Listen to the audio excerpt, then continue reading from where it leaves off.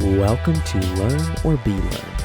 This is the podcast show where I read books and show how you can apply it to your life. And, like a true anthropologist, I dig up stories on what people are up to and how that can impact you as well. I'm your host, Shiva Danishekar, and let's talk. All right, so I'm here with Bryan. Bryan, do you want to introduce yourself a little bit? So my name is Bryan Wang. I'm currently a senior at Emory University, and I'm majoring in chemistry and minoring in political science.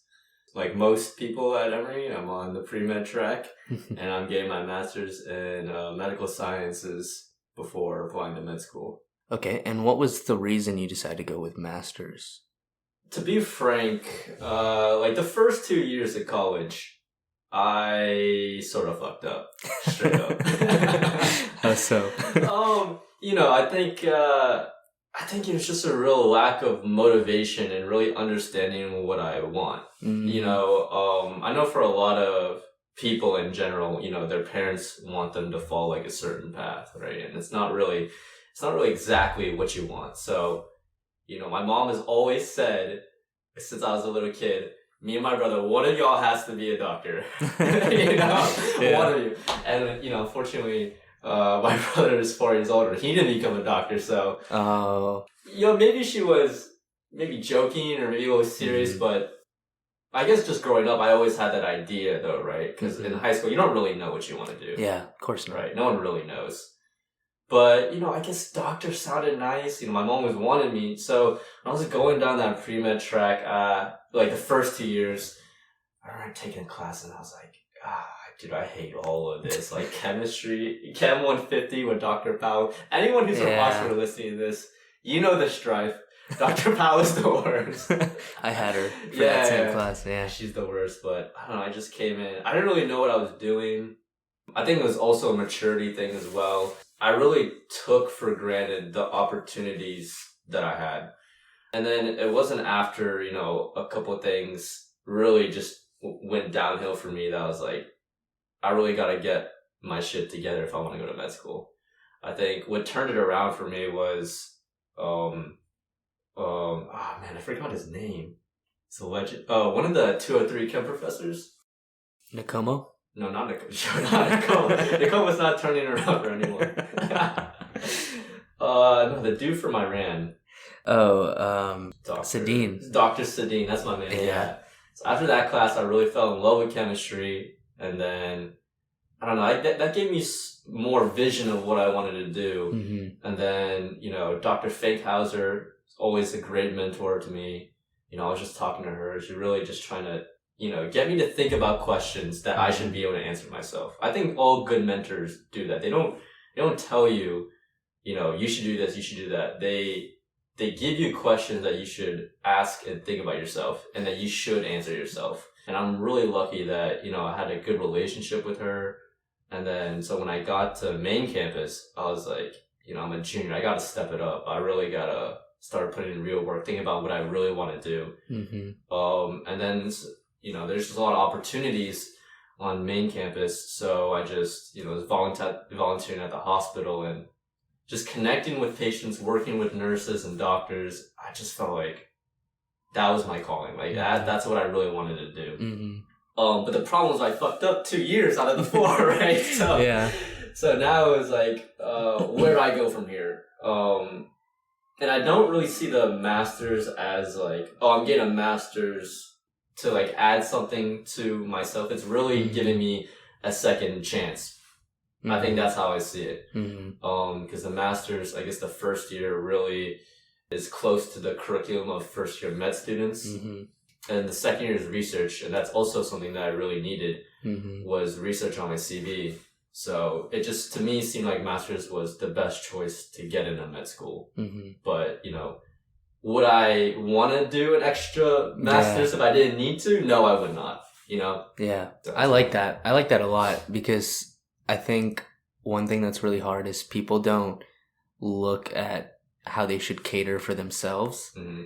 Most people would be like, I don't want to get a master's, especially because I already have 4 years of medical school and all that. Yeah. But the way you saw it was, I need some more time because I didn't really take advantage or hone in on certain things in the first couple of years. So this is where I can kind of do that and kind of explore and stuff a little bit more. So I really like that idea. I was just really curious, but I think that's a great idea for you. Yeah, for a lot of people, a master's may be a good choice, but I think the question is, what kind of master's? You know, there's a lot of 1-year masters that are good for pre-meds where they want to apply in between, or during their gap year, and I guess the master's would be their gap year, and the master's would just be something to continue, you know, adding to their, I guess, general body of knowledge or something they want to pursue that maybe wouldn't be super applicable in med school, but it's still something they would like, and med schools would, I guess, also like to see. So yeah, I would definitely say that masters may be the way to go, but then again, you also have to think about how much it costs to go to masters compared to working for that 1 year, right? That's a huge thing. You were telling me you have interests in political science and philosophy and things like that. Was there anything in particular you wanted to bring about? You said something about like philosophy of life, things like that. Is that what intrigues you?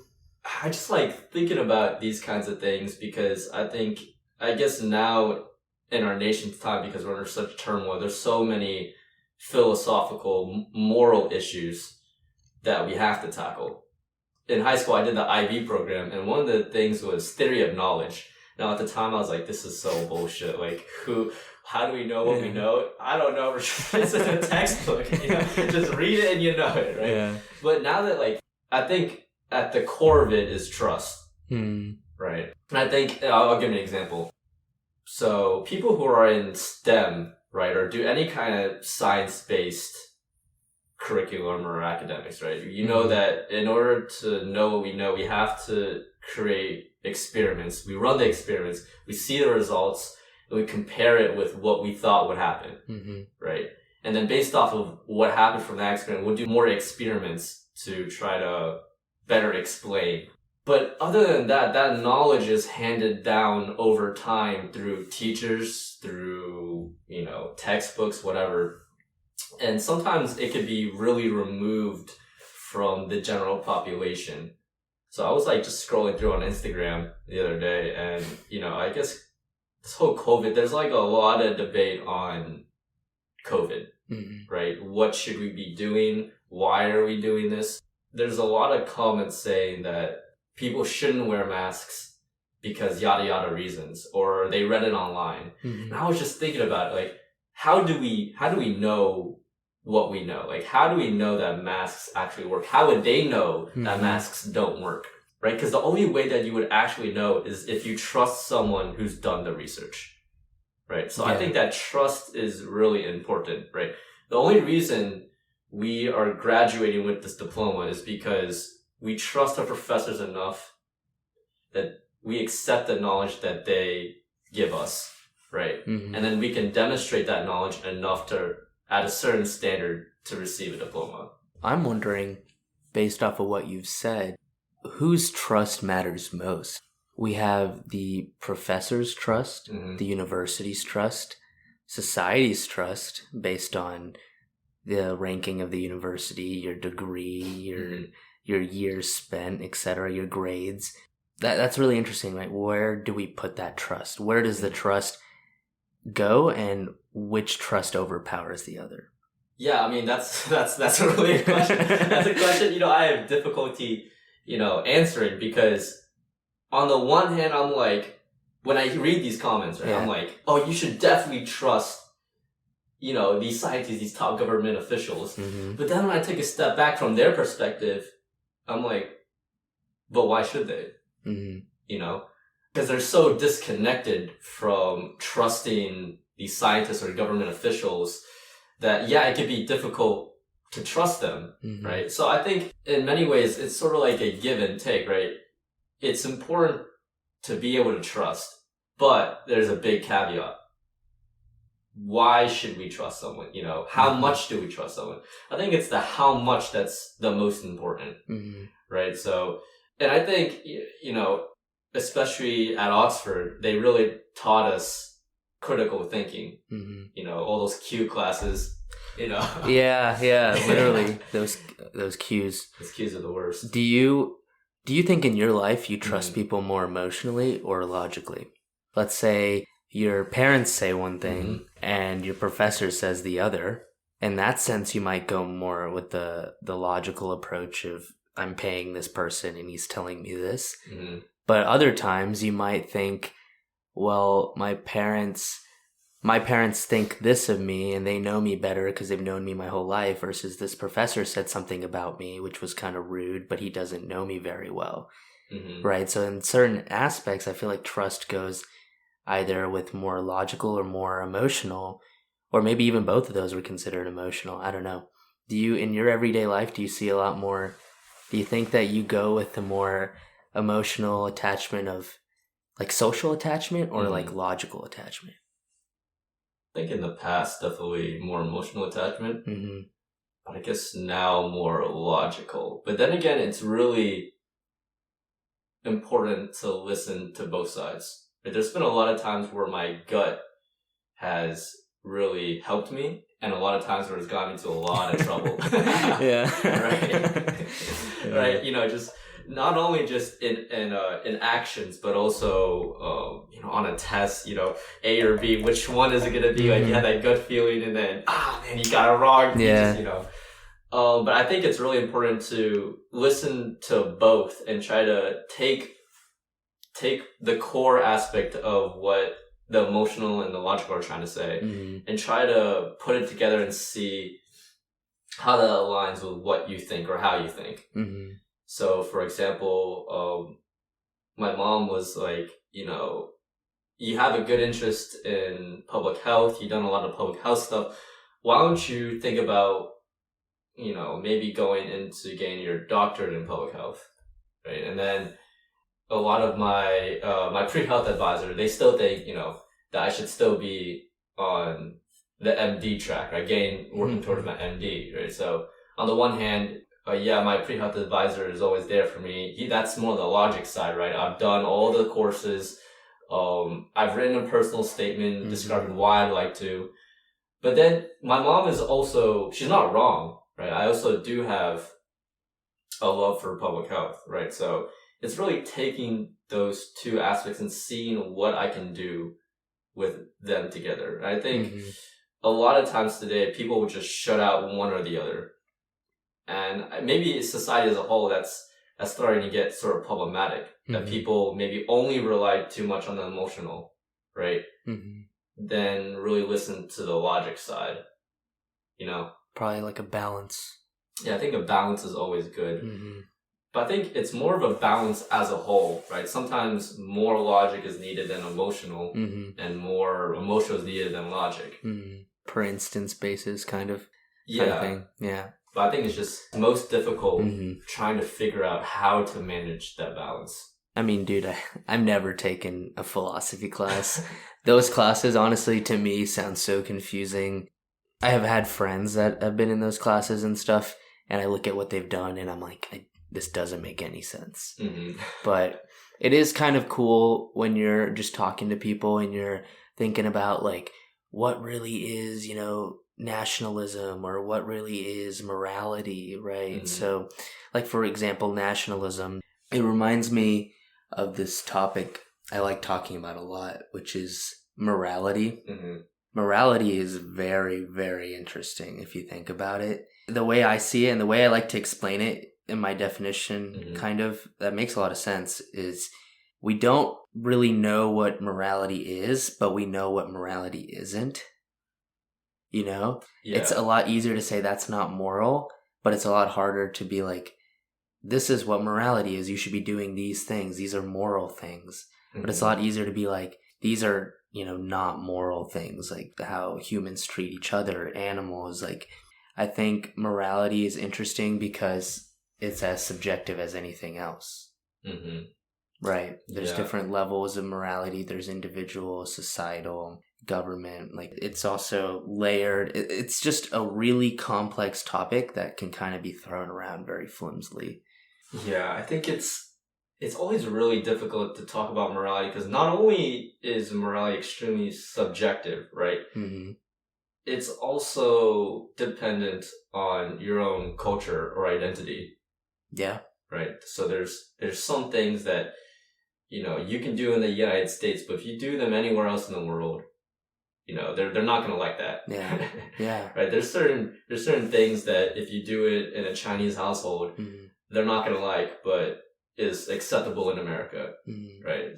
But that is more like social norm, but I guess that encompasses morality as a whole. I have it pulled up right here. Morality is principles concerning the distinction between right and wrong or good and bad behavior. It's a distinction, right? And that's why I think it's harder to say, you know, this is good behavior, because like you said, good behavior is molded by your culture, by your society, by your nation. Nationalism is even involved in this, right? So the way your nation sees good behavior versus bad behavior, serving in your country, whether it's you have to or whether you don't, right? These are all subjective. Yeah. So what is morality is really interesting, but I feel like there's more commonality in what isn't moral.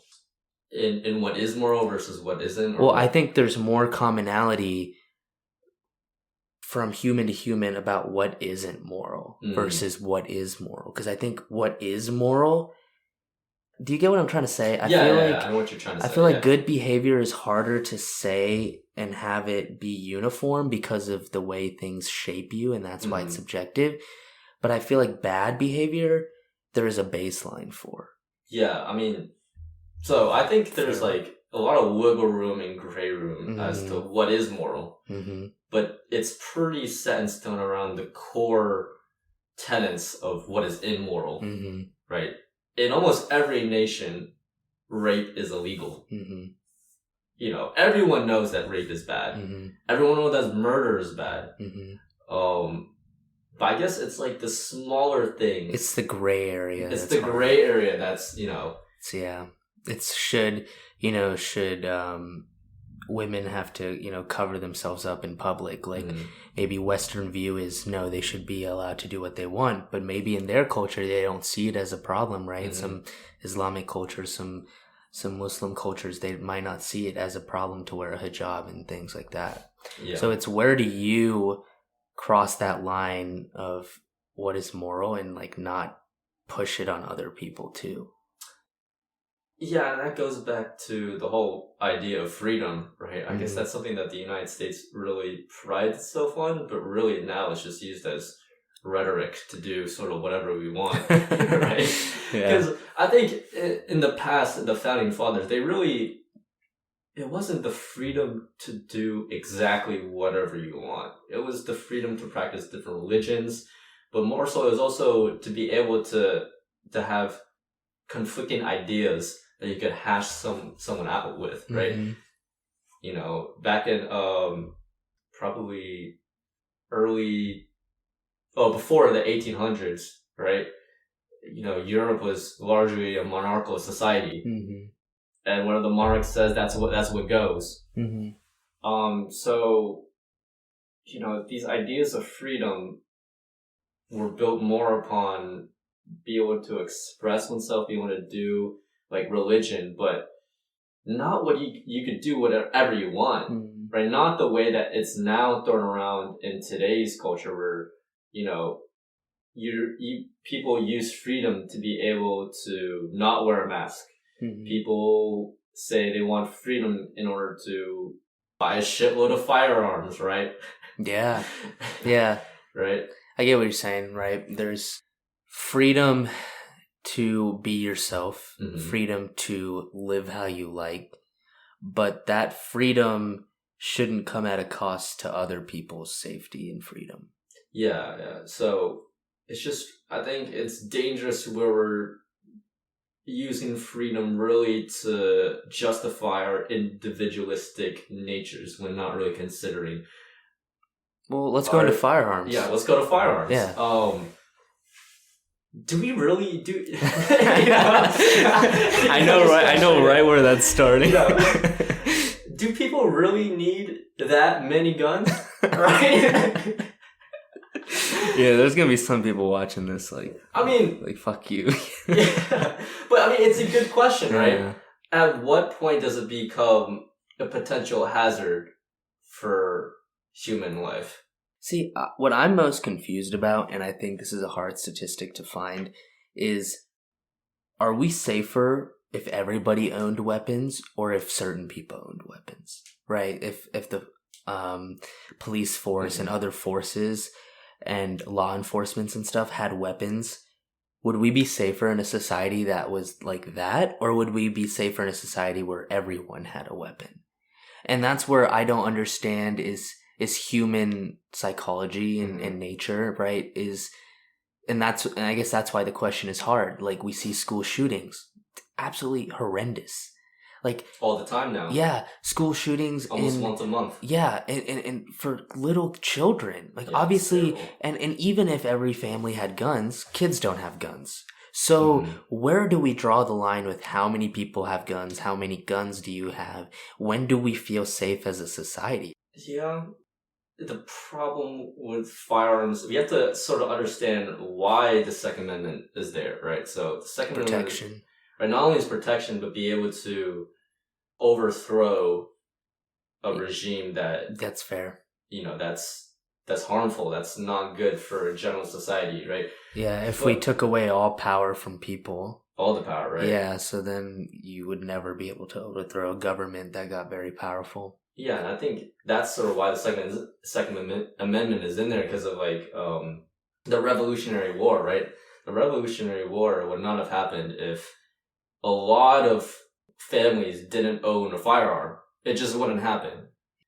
And I guess that sort of goes back to the whole freedom thing, that maybe the gun is their symbol of freedom because it gave them their freedom. But the problem is that the situation now and the situation then is completely different. The situation then was the United States wasn't even formed, right? It was extremely, and after it was formed, the United States was extremely weak. I mean, the War of 1812, we got wrecked pretty good. Yeah, I don't know how we came away unscathed, right? And it really wasn't until World War One that we could really say that we were on the same playing field as any European nation. In fact, I would say that if it wasn't for World War One, World War Two, we wouldn't be, we wouldn't have this rhetoric that USA is number one, right? It was so, which is also crazy because we're not number one in like most rankings around the world when you look at categories. Oh no, we're nowhere near number one. Yeah, which is kind of crazy though, right? That we still get that title that we're number one. I mean, it's just the only title of number one is we'll kick ass. Yeah, the amount of countries we invade from oil. allegedly. Saddam had nuclear weapons. I don't know about that, but we're number one in. I feel like we're number one in total people incarcerated, right? And we're definitely nowhere. I don't even think we're top 10 in education, right? We're about to lose number one status, and I guess world economy to China. So with these guns, right? I don't know. We can't take them away, but we can't have them just running around society. Because the thing is, I've heard stories on the news where someone is just, it's nighttime, someone's chilling in their car at the stoplight, and some dude came out and just like popped some bullets off and killed the driver in the safety of your own car. Imagine you're just driving home like you normally do, and one day like someone just comes out of the car and points a gun at you and just shoots. Like, where do we draw this line where we can control people's actions but still allow them to have their freedom of safety? I mean, I guess that's the hardest problem with this, right? So we can always theorize that our society doesn't need guns, right? Name one other object that people are legally allowed to own that's made for killing other humans. There's none, right? There's none. And for good reason, right? So theoretically, the idea is we abolish the Second Amendment, but obviously, realistically, that can't happen. I was just thinking about it. I was like, will gun laws work?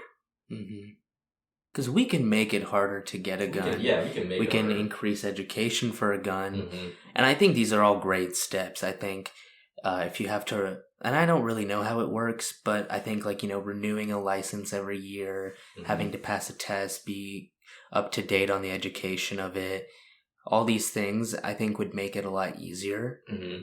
And I definitely think if we can't get rid of guns in our society, we should improve society to where it still feels safe otherwise. So things like bulletproof cars, bulletproof school windows.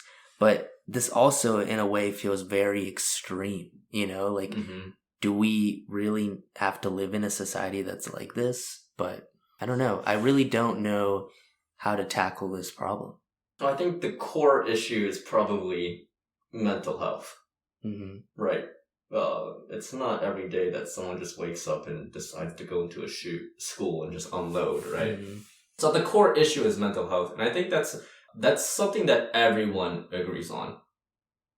The problem is, what do we do besides the mental health, right? Because tackling the mental health problem is gonna take, I don't want to say it's impossible. Oh, wait, it's definitely possible, right? But it's just extremely difficult because a lot of times it's hard to determine if someone is mentally,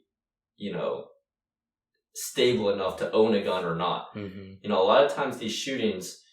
What about psych evaluations? Psych evaluations, but even then, right, if there's nothing in their previous background that would support something, they may be weird, right? Or maybe, they are not super conformed members of society, but does that mean we take away their right to firearms?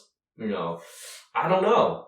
And I guess that's something with the debate after we just had this shooting in Atlanta, right? Mm-hmm. Is that, he was sort of, off his rocker, but he didn't have a criminal record or anything. Mm-hmm.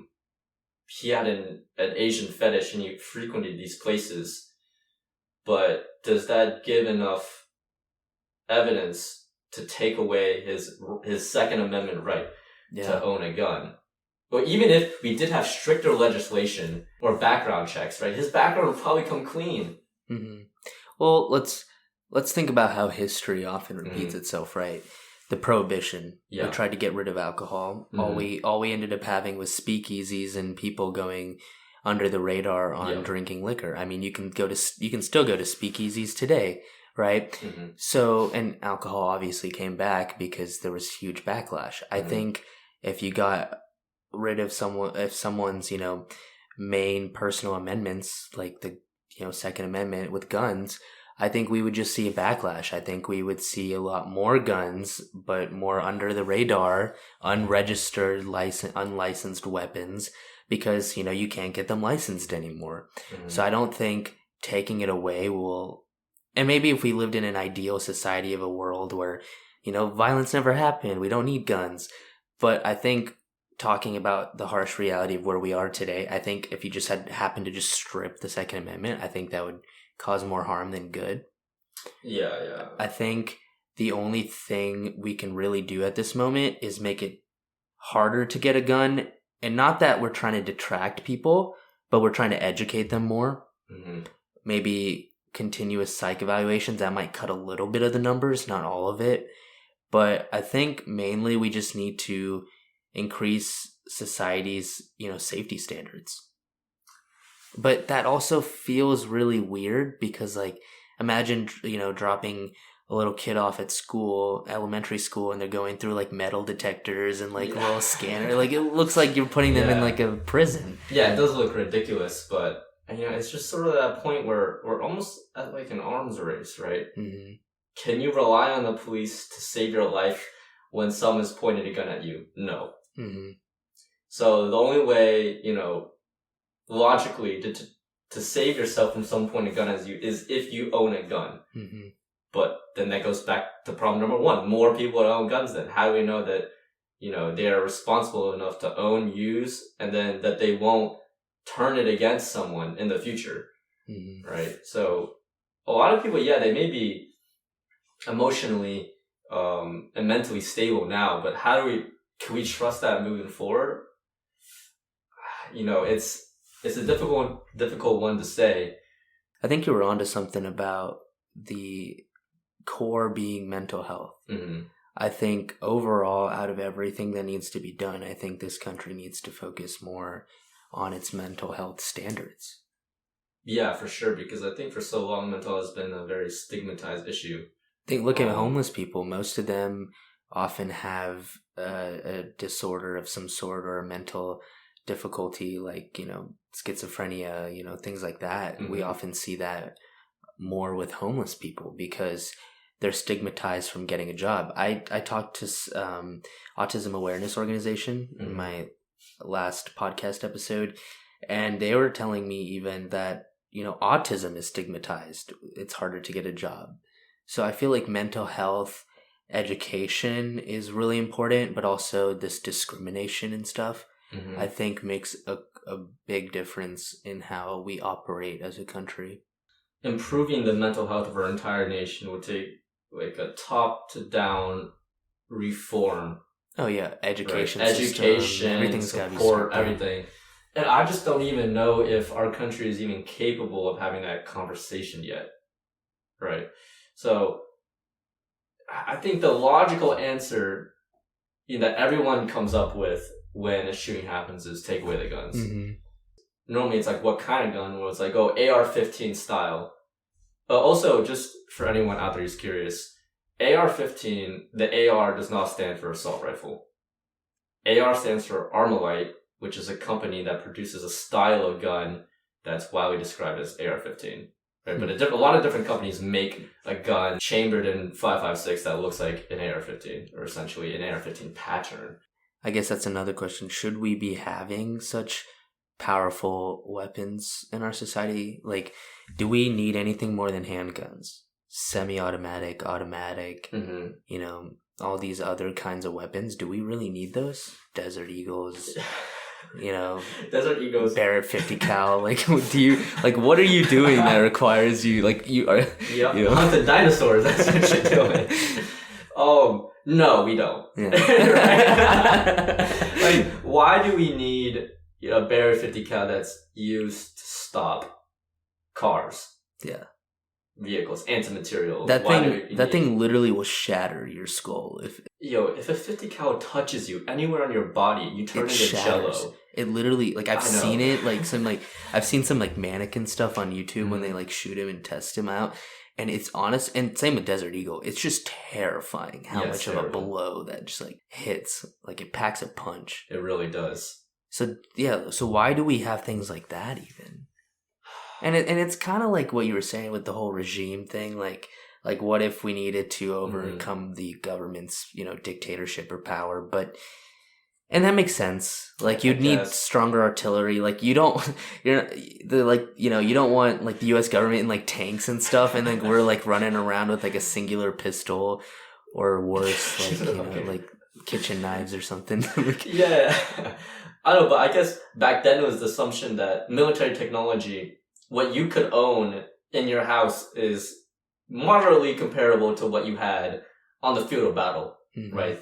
The musket that you have is similar to the red coat, that dirty red coat. What he has. It's the same musket, right? But now, when we don't have, civilians don't have the availability of military technology, right? There's sort of no point. If the military wanted to come in and, really shut down people, they could if they wanted to. There's just no way that they would be able to stop it. Yeah. So going back to the idea of, should we get rid of, AR-15 or, weapons chambered in a higher caliber? I was thinking about, I was like, why not? Why don't we? Right? Why don't we just get rid of them? We don't really need them. I guess some people, they may like it for hunting purposes, but, just use a bolt action rifle. Mm-hmm. Right?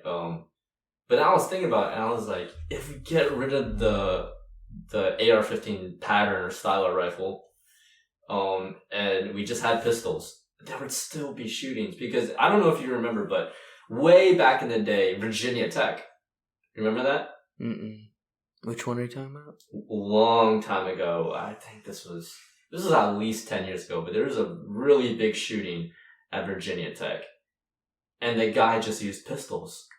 Mm-hmm. Right? So even if we got rid of AR-15s and, you know, larger caliber weapons, chambered in 5.56 and higher, there would still be shootings, right? So then I was thinking, do we get rid of the handguns? Mm-hmm. Well, we can't really get rid of the handguns because, first of all, the Second Amendment won't even close allow it, you know, right? And then on top of that, there's always the argument that, you know, other people will still have some kind of firearms. They're probably going to be grandfathered in. Mm-hmm. It's just unrealistic for the government to seize every handgun, right? And as long as there's other guns on there, it is more advantageous for you to have a gun on yourself, mm-hmm. right? So then I was like, oh, we can't get rid of handguns. Then what do we do? Mm-hmm. You know, so do we limit the amount of bullets that someone can carry? I think that may be better. I think that may be the closest thing, you know, that you can only buy, I don't know, a certain amount. But there's no way to prove that you've used it and then, you know. Yeah. People, even if you limit it to 10 people, that's still 10 lives potentially. Right? So even limiting the amount of ammo, I don't know. I think it's just got to be, we need to pay attention to mental health mm-hmm. and education awareness. Mm-hmm.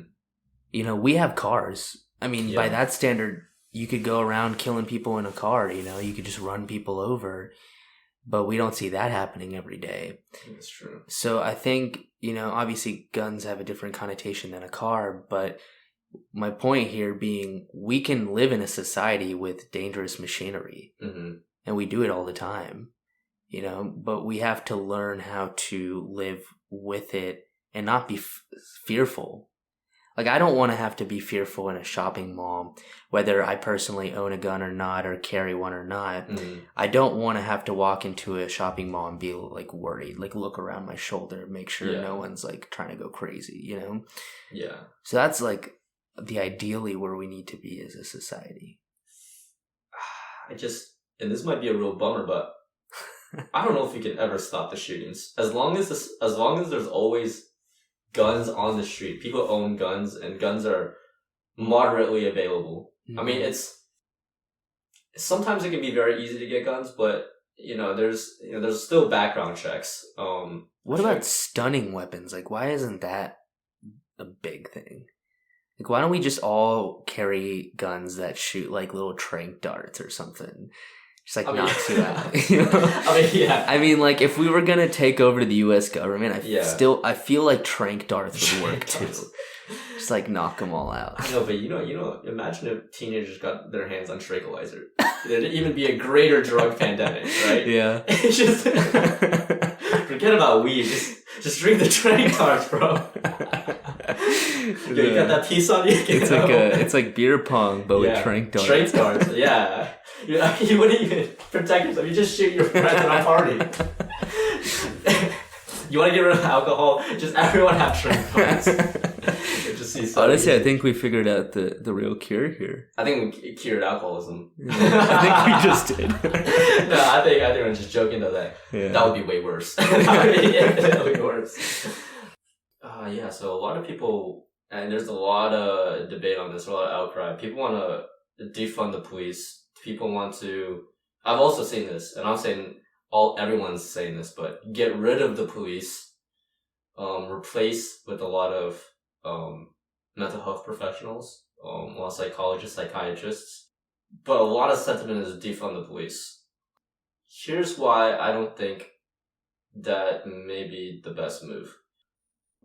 I think everyone can agree that in some ways having a police force is necessary. Not that we want it, mm-hmm. but it's necessary. Because people will still commit crimes. People mm-hmm. still want to kill other people.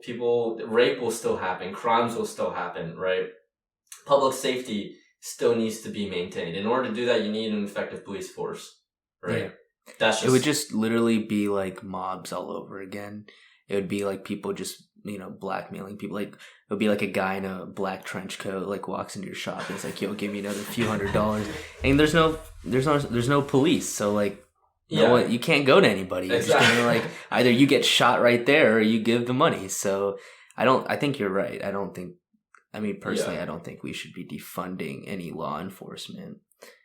Yeah, because I think a tenet of a very functional or well-ordered society is a good police force, very good police force, right? Because if they didn't, then you could just get away with anything. And then if anyone had complete free will, we're talking about freedom, if people have the choice to ransack your store to get some clout, some jewelry, they will. Yeah. I mean, if Apple stores, right? And this is not just in the United States. This is everywhere. This is almost human nature, right? If you see a dollar bill floating down, if someone dropped a dollar bill, right, a lot of good people, right, will be like, oh, hey, here's your $100 bill. But 40%, maybe even more, will be like, I'm just going to take that dollar bill. Yeah. Right? And, if there was a police officer there, would you pick up the $100 bill? Probably not. Exactly. I'm sure there's a social experiment like that already. Exactly, right? So, I think, what do we want out of the police? We want better individuals doing policing, right? But that's the problem, though. The best individuals of our society aren't thinking about going into the police. I mean, sure there are, and a lot of police officers are good people that do good work. Okay, I'm not trying to say that every police officer is terrible, a pig, whatever. But it has to be said that there is a good portion that is corrupt and that commit, these heinous crimes, right? And just think about how much doesn't come out in the news, right? Because it's so easy for there to be an internal investigation that's handled internally.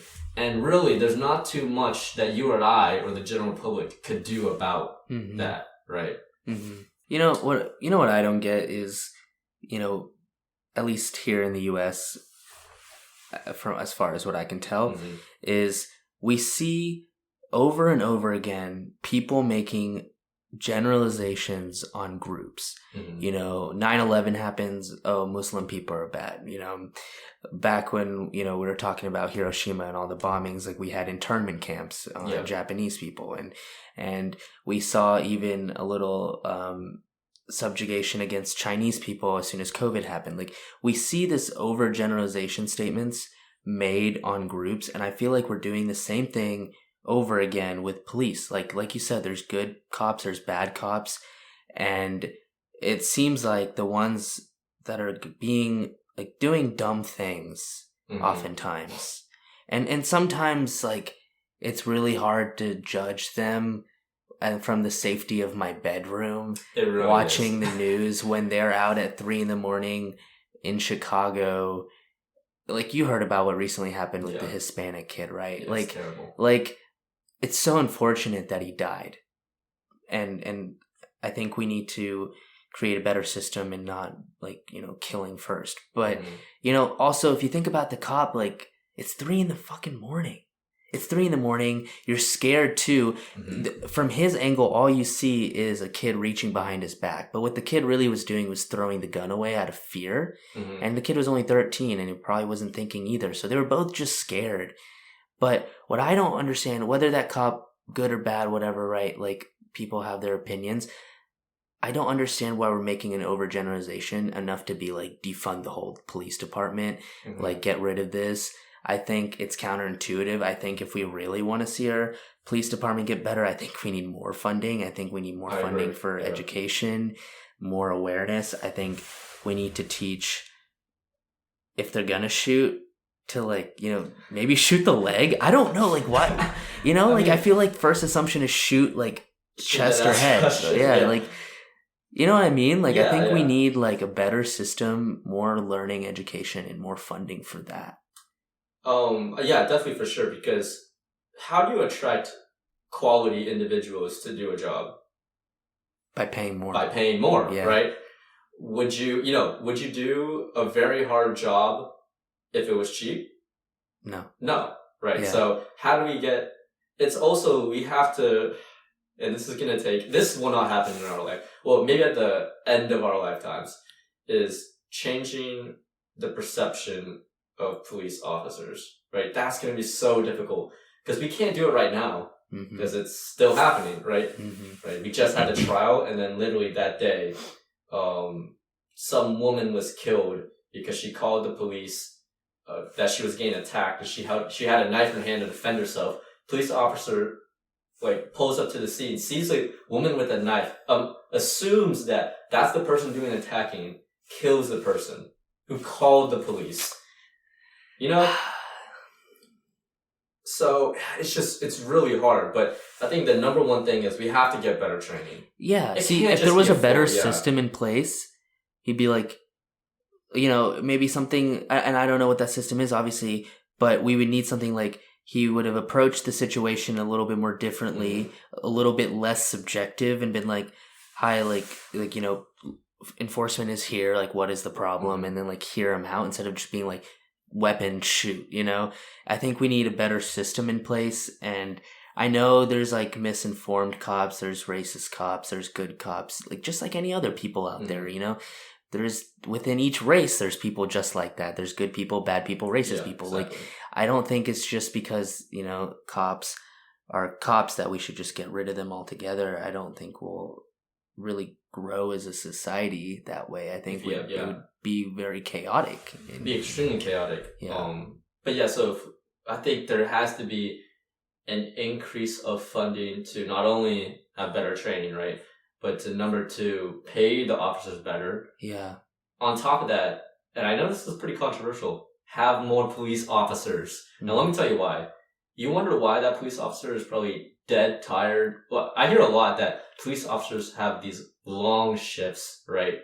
They go into the night and they're constantly tired. Well, now they have to do it alone, because I think a few years ago we passed a law stating that cops can't ride together, because I think there was this group polarization thing happening. When multiple cops were together, they'd get scared, one would freak out and they'd all kind of freak out together, and it would turn into more chaos. Yeah. So now they have to do it alone. Now they do it alone, right? And they have to judge whether or not they should pull the trigger on how fast another cop comes to the scene. And, in a life or death situation, I'm not talking about in these instances where some kid's hands are up, but I'm talking about, you're in a real situation where there's someone who has a gun, maybe pointing at you. Do you want to take the time to wait, or do you want to pull the trigger? I'm not saying that I'm right or wrong, but I'm saying it's a natural instinct to pull the trigger because you want to save your own life. But there is also, I think, problem of racism and stuff. We saw with, George Floyd and all that. There was real, harm and brutality happening for no reason. But I think, with increased funding, increased salary, you make it harder to become a cop. You have higher standards for a cop. Exactly. If we change the system of what a cop needs to do, for example, most cops, at least in most states, at least as far as I'm aware, is they have to reach a quota. They have to pull over a certain amount of people. They have to write a certain amount of tickets a month or something like that. We have to change what it really means to be a cop. If a cop is so preoccupied with I need to pull 2 more people over this month, I gotta do this. That's such a fucked up system if you think about it. It really is, because it's priming you for conflict. Yeah, it's priming you for conflict. It's setting up someone else for a bad day. Exactly. When tensions get high. Yeah. Exactly. Well, Bryan, I appreciate you, hopping on this podcast and just kind of talking about, American issues and philosophy. Yep. Yeah. Yes, sir. I appreciate it, man. Yeah, thank you.